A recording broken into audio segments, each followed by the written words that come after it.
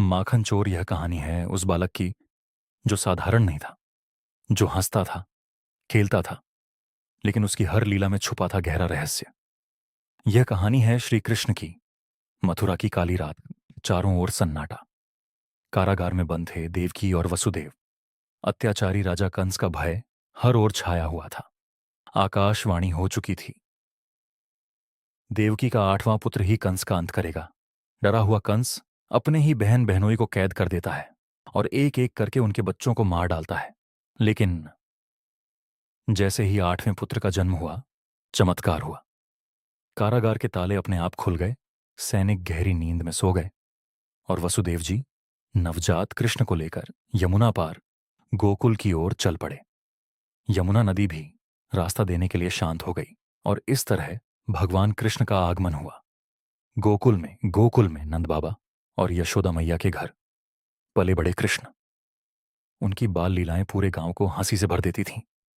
माखन चुराना, गोपियों को छेड़ना और अपनी भोली मुस्कान से सबका दिल जीत लेना। गोपियां शिकायत लेकर यशोदा मैया के पास जाती, तुम्हारा कान्हा बहुत शरारती है। लेकिन जैसे ही कृष्ण मुस्कुरा देते, सबका गुस्सा पल भर में गायब हो जाता। एक दिन जब यशोदा मैया ने कृष्ण को माखन चुराते पकड़ लिया, उन्होंने कृष्ण को डांटा और कहा, मुंह खोलो। और जैसे ही कृष्ण ने मुंह खोला, मैया ने उसमें पूरा ब्रह्मांड देख लिया। तभी उन्हें समझ आया, ये कोई साधारण बालक नहीं, स्वयं भगवान है। यमुना नदी में एक भयानक नाग रहता था, कालिया। उसके जहर से पूरा जल दूषित हो गया था। गोकुलवासी भयभीत थे। तब बालक कृष्ण ने ठान लिया, अब समय आ गया है इस आतंक को खत्म करने का। कृष्ण नदी में कूद पड़े और कालिया नाग के फनों पर चढ़कर नृत्य करने लगे। उनकी बांसुरी की धुन और उनके चरणों का स्पर्श इतना दिव्य था कि कालिया नाग ने हार मान ली। उसने कृष्ण से क्षमा मांगी और यमुना छोड़कर चला गया। एक दिन इंद्रदेव के अभिमान को तोड़ने के लिए कृष्ण ने गोकुलवासियों से कहा, हम इंद्र की पूजा क्यों करें, हमें गोवर्धन पर्वत और प्रकृति का धन्यवाद करना चाहिए।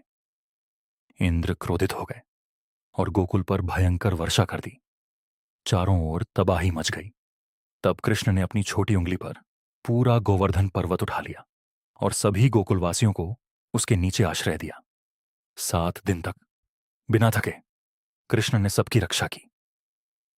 इंद्र का अहंकार टूट गया और उन्होंने कृष्ण से क्षमा मांगी। समय बीता और कृष्ण बने अर्जुन के सारथी।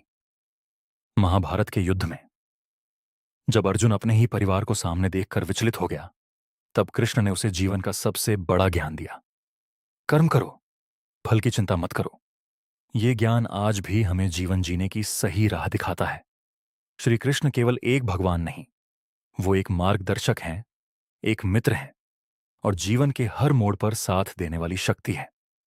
उनकी लीला हमें सिखाती है, धर्म का साथ कभी मत छोड़ो, सत्य के मार्ग पर चलते रहो और हर परिस्थिति में मुस्कुराते रहो।